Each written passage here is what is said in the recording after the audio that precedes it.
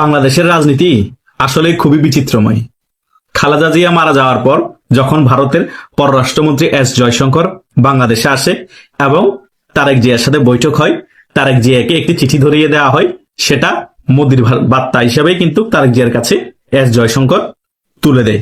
তার 24 ঘন্টা পার না হতেই বাংলাদেশে রাজনীতির অনেক কিছু পরিবর্তন হয়ে যায়। অনেকে যারা কিছুদিন আগেও বলেছিল ডক্টর ইউনূস জামাতকে ক্ষমতায় বসিয়ে দিবে, তারাও এখন 100% ভাবতে শুরু করে দিয়েছে আগামীর প্রধানমন্ত্রী হচ্ছে তারেক জিয়া। শুধু তাই নয়, বাংলাদেশের এনএসআই এর প্রধান সকল কিছু ব্রেক করে বিএনপির গুলশান কার্যালয়ে তারেক জিয়ার সাথে বৈঠক করে। ইতিহাসে এমন ঘটনা আর কখনো বাংলাদেশে ঘটে নাই।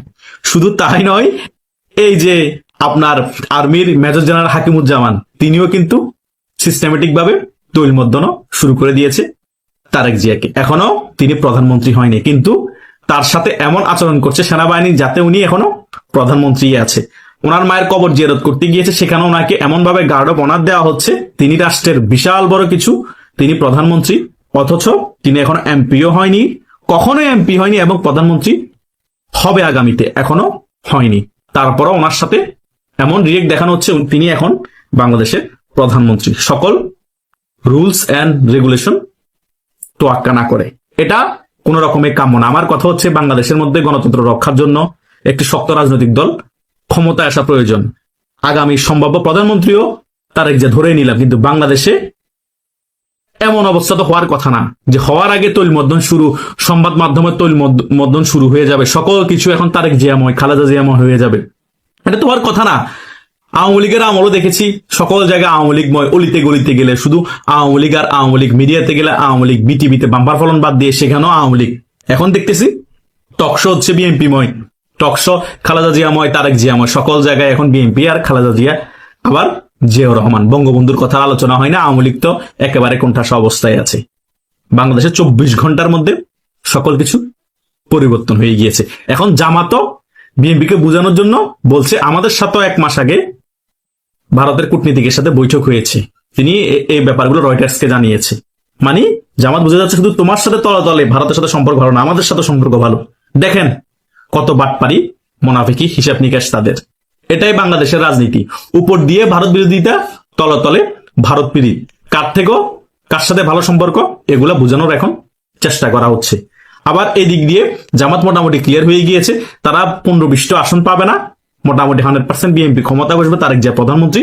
সেজন্য তারেক জিয়ার সাথে ভাইল মারার জন্য খালেদা জিয়া মারা যাওয়ার পর বৈঠক করতে গিয়েছে, যাতে নির্বাচনের পর বিএনপি ক্ষমতায় আসলো ক্ষমতার ভারসাম্য থাকে, যাতে বিরোধী দল থাকলো জামাত ইসলাম ক্ষমতার মজাটা ভোগ করতে পারে। সেদিক দিয়ে আবার তারা খেলছে জামাত ইসলাম। আবার অন্য দিক দিয়ে ইনকিলাব মঞ্চকে লাগিয়ে রেখেছে যে হাদি হত্যার বিচার না হলে 7 জানুয়ারির পরে সরকার পতনের আন্দোলন।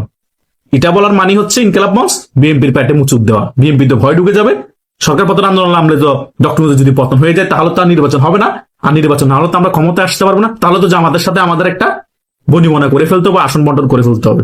এটার জন্য এদিক দিয়েও চাপ দিচ্ছে। আবার যদি ওইটা সফল না হয়, জামাত তারেক জিয়ার সাথে ঐক্যমত হয়ে বসে আছে, আমরা ঐক্যবদ্ধ হয়ে আগামীতে রাজনীতি করবো। আরে ভাই, গণতন্ত্রের কথা বলো, আবার ভাই ভাই রাজনীতি করো। তোমরা সকলে একই মতাদর্শের লোক, সকলেই জুলাই 14, আবার সকলে একসাথে নির্বাচন করবা, কেউ সরকারি দল, কেউ বিরোধী দল। অন্য মতাদর্শের লোক কোথায়? মুক্তিযুদ্ধের পক্ষের শক্তি আওয়ামী লীগ কোথায়? তারা যদি নির্বাচনে অংশগ্রহণ না করে তাহলে বাংলাদেশে কোনো সুষ্ঠু নির্বাচন হবে, গণতান্ত্রিক প্রক্রিয়া ফিরে আসবে?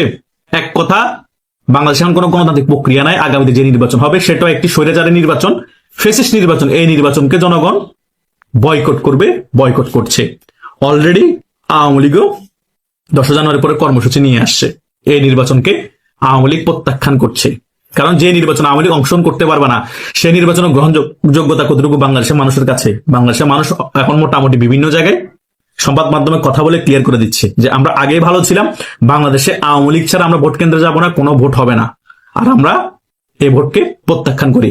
ভারতও এই নির্বাচনকে স্বীকৃতি দিবে না, রাশিয়াও এই নির্বাচনকে স্বীকৃতি দিবে না, বিশ্বের বড় বড় পরাশক্তি কেউ এই নির্বাচনকে স্বীকৃতি দিবে না। কিছুদিন আগেও আমেরিকার 5 এমপি যাতে ইনক্লুসিভ নির্বাচনে আওয়ামী লীগের অংশগ্রহণ নির্বাচনে, সেটার জন্য চিঠিও পাঠিয়েছিল ডক্টর ইউনূসকে। মোটামুটি একটা ব্যাপার ক্লিয়ার, বাংলাদেশে এখন গণতন্ত্র নেই। বাংলাদেশে গণতন্ত্র ফিরিয়ে আনতে হলে আওয়ামী লীগকে নির্বাচন অংশগ্রহণ করতে দিতে হবে। আর যদি আওয়ামী লীগকে নির্বাচন অংশগ্রহণ করতে না দেওয়া হয়, এই নির্বাচন কোনোভাবে গ্রহণযোগ্যতা পাবে না, মানুষ কেউ ভোট দিতে যাবে না। তোমরা ভাই ভাই নিজেরা নিজেরা ভোট দিয়ে নিজেরা নিজেরা কামড়াকামড়ি করে নিজেরা নিজেরাই নিজেদেরকে এমপি ঘোষণা করো, নিজেরা নিজেরাই তোমরা দেশ পরিচালনা করো। এটা জনগণ বেশি দিন মেনে নিবে না। 3 মাস 6 মাস পরে জনগণ তোমাদেরকে রাজপথে নেমে মুখ্যম জবাব দিয়ে বুঝিয়ে দিবে, আমরা এই নির্বাচনকে প্রত্যাখ্যান করেছি। পাতানো নির্বাচনের ফলে যে সরকার এসেছে তাদেরকেও প্রত্যাখ্যান করছি। আমরা আওয়ামী লীগের পাশে আছি। আমরা আওয়ামী লীগকে আবার ক্ষমতা বসাতে চাই না। আমরা জাস্ট আমাদের ভোটাধিকার প্রয়োগ করার জন্য একটা সুষ্ঠু নির্বাচন চাই, নির্দলীয় তত্ত্বাবধায়ক সরকার আন্ডারে। বাধ্য হয়ে তখন নির্দলীয় তত্ত্বাবধায়ক সরকার আন্ডারে নির্বাচন হতে হবে। তাই রাষ্ট্রের টাকা বারবার ভাই ভাই নির্বাচন দিয়ে খরচ করে কোনো লাভ নাই। ঘুরে ফিরে এগুলো আপনার টাকা, আমার টাকা, জনগণের টাকা। কেন জনগণের টাকা নষ্ট করতে হবে? দেখেন না, এই সরকার আরেকবার পারি শুরু করে দিয়েছে মোবাইলের এনইআই সিস্টেম চালু করে। তারা আর আছে 1-1.5 মাস ক্ষমতায়, তারা আবার এই বাইককে একটা ভেজাল লাগাই দেওয়ার দরকার কি? তার মানে এই সফটওয়্যারটা নাকি তৈরি করতে তাদের 50 কোটি টাকা খরচ হয়েছে। 30,000 40,000 টাকা দিয়ে থেকে ভালো ডেভেলপাররা ভালো একটা সফটওয়্যার বানাই দিতে পারবে। মানে বাজেটের নাম বলে টাকাটা নিয়ে এসে জনগণ থেকে তুলে 50 কোটি টাকা খেয়ে ফেলেছে। তাদের কথা হচ্ছে আমরা যাওয়ার আগে ভালো মতো চুষে খেয়ে নি, বিএনপি আসলে আবার এই এনইআই এটা চেঞ্জ করে ফেলবে। তো এগুলা করে লাভ কি? বাটপারি করে জনগণের সাথে। এই মোবাইল ব্যবসায়ীরও আরেক বাটপার। কি বাটপার? তারা একটু সুযোগ পেয়েছে আর তারাও মোবাইলের দাম 3-4 হাজার 5 হাজার টাকা বাড়িয়ে দিয়েছে। তো জনগণকে সবাই চুষে খেতে বসে আছে। এই মোবাইল ব্যবসায়ীরও বসে আছে, এই এনইএ সিস্টেম যারা চালু করতেছে বিটিআরসি তারাও বসে আছে। বাংলাদেশের জনগণের ভালো কেউ চিন্তা করে না। জনগণের জন্য এই দেশের মধ্যে কোনো সরকার আসে না, জনগণের জন্য এই দেশের মধ্যে কোনো সরকার নির্বাচন দেয় না।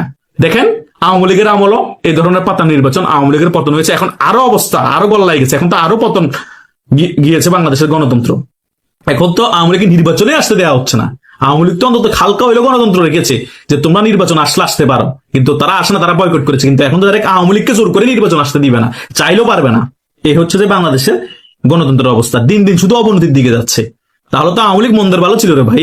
বাংলাদেশে আওয়ামী লীগই মন্দের ভালো, কারণ ছোট্ট একটি দেশ, 18-20 কোটির উপরে মানুষ, এদেশে মতাদর্শের অভাব নাই।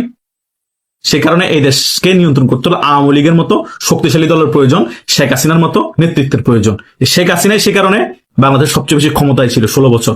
অন্য কেউ হলে এই 18-20 কোটি দেশের জনগণের মধ্যে এত বছর ক্ষমতা থাকা সম্ভব না। কারণ কাউমাও সারাক্ষণ আন্দোলনের শেষ নাই, চুরি চামারির শেষ নাই, বাটপারির শেষ নাই। শেখ হাসিনা কেমনে নিয়ন্ত্রণ করে রাখছে আপনারা চিন্তা করুন। এই 16 মাস নাকি শুধু বিসিবির মধ্যে যে টাকা দুর্নীতি হয়েছে সেটা 16 বছরের আওয়ামী লীগের বিসিবি ক্ষমতা থাকা অবস্থা বিসিবি দুর্নীতি প্রায় কাছাকাছি হয়ে গিয়েছে। বিসিবির একজন ভোট পরিচালক টকশো দেশে এসে কলকাতা খোলাসা করছে। তার মানে চিন্তা করুন এই 16-17 মাসে মোটামুটি আওয়ামী লীগ আমলে যা হয়েছে সকল কিছু কাছাকাছি হয়ে গিয়েছে, অনেক ক্ষেত্রে বেশি হয়ে গিয়েছে, গুম হত্যা টাকা পাচার সহ। তার মানে কি বুঝে নিয়েছেন? শেখ হাসিনা 16 বছর শাসন আমলে যেমন দুর্নীতি হয়েছে তার থেকে বেশি উন্নয়ন হয়েছে। কিন্তু এই 16-17 মাসে শুধু দুর্নীতি আর দুর্নীতি হয়েছে, বরং আওয়ামী লীগের আমলের উন্নতি যেগুলো হয়েছে সেগুলোকে ধ্বংস করে দেওয়া হয়েছে।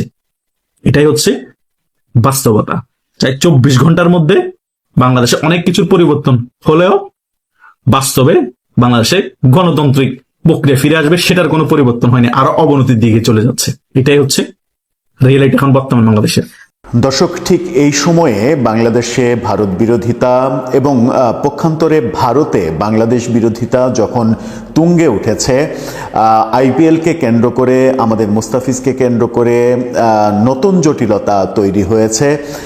দুই দেশের জনগণই এক ধরনের বিক্ষুব্ধ তাদের মনোভাব প্রকাশ করছে। ঠিক সেই সময় বাংলাদেশের এই মুহূর্তে সবথেকে বড় দল বিএনপি ভারতের সঙ্গে সম্পর্ক জোরদার করার ব্যাপারে বোধহয় সব থেকে বেশি সচেতন হয়ে পড়েছে এবং তাদের কর্মকাণ্ডে মনে হচ্ছে তারা ভারতের সঙ্গে সম্পর্ক পুনঃস্থাপনের এবং বন্ধুত্বপূর্ণ সম্পর্ক তৈরি করার জন্য এক ধরনের অনেক বেশি সচেতনতা দেখাচ্ছে। সাম্প্রতিক সময়ে আমরা দেখেছি বেগম খালেদা জিয়ার মৃত্যুর পর তার জানাজায় উপস্থিত হয়েছিলেন ভারতের পররাষ্ট্রমন্ত্রী, প্রধানমন্ত্রীর চিঠি হস্তান্তর করেছিলেন। তার আগে খালেদা জিয়ার অসুস্থতার সময় এবং মৃত্যুর দিন ভারতের প্রধানমন্ত্রী নরেন্দ্র মোদী শোক বার্তা দিয়েছিলেন। এবার আমরা বিএনপিকে আনুষ্ঠানিকভাবে দেখলাম যে নরেন্দ্র মোদীর সেই শোক বার্তাকে ধন্যবাদ জানিয়ে পাল্টা বার্তা দিতে। এই ঘটনাই প্রমাণ করে যে বিএনপি ভারতের সঙ্গে সম্পর্কের ব্যাপারটাকে গুরুত্ব সহকারে দেখছে, এবং সেই চিত্র উঠে এসেছে ভারতীয় গণমাধ্যম টাইমস অফ ইন্ডিয়াতে। কি বলছে টাইমস অফ ইন্ডিয়া, কি বলছে বিএনপি, চলুন একটু জেনে দেখে এই ভিডিওতে। দর্শক, বলছিলাম যখন ভারত বাংলাদেশের সম্পর্কের উত্তেজনা চরমে, ঠিক সেই সময় বিএনপি অনুভব করছে ভারতের সঙ্গে বন্ধুত্বপূর্ণ সম্পর্ক প্রয়োজন, এবং নির্বাচনের পরে বর্তমান পরিস্থিতি যে পাল্টে যাবে সেটাও খুব সহজেই অনুমান করা যাচ্ছে। ভারতের প্রধানমন্ত্রী নরেন্দ্র মোদীর শোক বার্তা বেগম খালেদা জিয়ার মৃত্যু উপলক্ষে, সেই ব্যাপারে বিএনপি আনুষ্ঠানিকভাবে তার জন্য ভারতের প্রধানমন্ত্রী নরেন্দ্র মোদীকে ধন্যবাদ জ্ঞাপন করেছে। টাইমস অফ ইন্ডিয়াতে সেই খবর উঠে এসেছে। টাইমস অফ ইন্ডিয়ার শিরোনাম দেখুন, বেগম খালেদা জিয়ার সঙ্গে নরেন্দ্র মোদীর হ্যান্ডশেক করা একটা ছবি দিয়ে তারা বলছে যে sincerely appreciate BNP thanks PM Modi for condolence message on Khaleda Jia's damage, recall India ties. অর্থাৎ তারা খালেদা জিয়ার মৃত্যুতে নরেন্দ্র মোদীর পাঠানো যে শোকবার্তা সেটার উত্তরে ধন্যবাদ জানিয়েছে নরেন্দ্র মোদীকে। বিস্তারিত খবরে বলা হচ্ছে, বাংলাদেশ জাতীয়তাবাদী দল বিএনপি বাংলাদেশের প্রাক্তন প্রধানমন্ত্রী খালেদা জিয়ার মৃত্যুতে প্রধানমন্ত্রী নরেন্দ্র মোদীর শোকবার্তার জন্য ধন্যবাদ জানিয়েছে। ভারত বাংলাদেশ সম্পর্ক জোরদারে তার ভূমিকার কথা স্মরণ করে মাননীয় নরেন্দ্র মোদী, আপনার শোক ও স্মরণ বার্তার জন্য আমরা আন্তরিকভাবে কৃতজ্ঞ। বাংলাদেশ ভারতের সম্পর্কের ক্ষেত্রে বেগম খালেদা জিয়ার অবদান স্মরণীয় হয়ে থাকবে। এক্সে একটি পোস্টে বিএনপি এই কথা বলেছে। নরেন্দ্র মোদীর যে পোস্ট ছিল, নরেন্দ্র মোদীর সেই পোস্টটাকে রিটুইট করে বিএনপি যে পোস্টটা দিয়েছে এক্সে, সেই পোস্টটা দেখে নিতে পারেন। সেখানেই তারা এই কথাটা বলছে। দুইবারের প্রধানমন্ত্রী এবং বিএনপির প্রতিষ্ঠাতা নেত্রী খালেদা জিয়া দীর্ঘ অসুস্থতার পর 30 ডিসেম্বর মারা যান। বুধবার জিয়ার শেষকৃত্যে ভারতের প্রতিনিধিত্ব করেন বিদেশমন্ত্রী এস জয়শঙ্কর, এবং বিএনপি নেতা ও জিয়ার ছেলে তারেক রহমানের কাছে প্রধানমন্ত্রী মোদীর একটি শোক বার্তা হস্তান্তর করেন। তারেক রহমানের সঙ্গে সাক্ষাতের সময় জয়শঙ্কর আত্মবিশ্বাস প্রকাশ করেন যে জিয়ার দূরদৃষ্টি এবং মূল্যবোধ ভারত এবং বাংলাদেশের মধ্যে অংশীদারিত্বের ভবিষ্যৎ উন্নয়নে নির্দেশনা দেবে।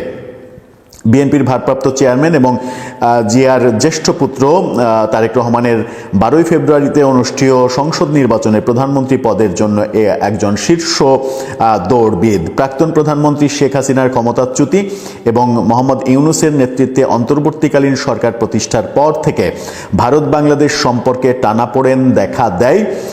বাংলাদেশে সংখ্যালঘুদের, বিশেষ করে হিন্দুদের ওপর আক্রমণের বিষয়ে উদ্বেগ প্রকাশ করেছে নয়াদিল্লি। এভাবেই টাইমস অফ ইন্ডিয়া তাদের ভাষ্যে বলার চেষ্টা করেছে।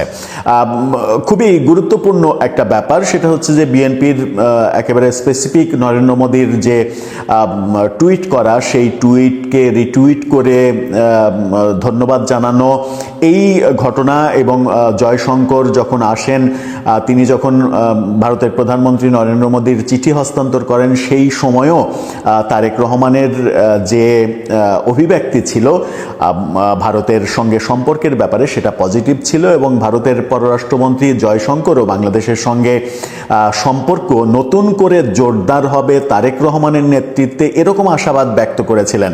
এবং নরেন্দ্র মোদীও কিন্তু সেই চিঠিতে, তার লেখা চিঠিতে সেরকম আশাবাদ ব্যক্ত করেছিলেন, এবং তার চিঠিতে মনে হয়েছিল যে ভারত মূলত অপেক্ষা করছে আগামী নির্বাচনের পরে তারেক রহমানের নেতৃত্বে বিএনপি সরকার গঠন করবে এবং ভারতের সঙ্গে বিদ্যমান যে অসহিষ্ণু সম্পর্ক, এই সম্পর্কের একটা উত্তরণ ঘটবে। দর্শক, আপনার কি মনে হয় যে বর্তমান যে সম্পর্ক, ভারতের সঙ্গে সম্পর্কটা একেবারে তলানিতে গেছে, সেই ব্যাপারটা বিএনপির নেতৃত্বে নতুন সরকার যদি সরকার গঠন করে তাহলে উন্নত হবে, এবং সেটা উন্নতির দিকে নিয়ে যাওয়াটা বিএনপির বিএনপি যে অত্যন্ত মনোযোগী, সেটা এই কর্মকাণ্ডগুলো এক ধরনের কি প্রমাণ দেয়? বিএনপি কি পুরোপুরিভাবেই এই ব্যাপারটা অনুধাবন করতে পেরেছে যে প্রতিবেশীর সঙ্গে আমাদের খারাপ সম্পর্ক রেখে কোনো লাভবান হওয়ার উপায় নেই, বরং সম্পর্কটা ভালো করতে হবে? আপনার মতামত জানিয়ে লিখতে পারেন আমাদের কমেন্ট বক্সে।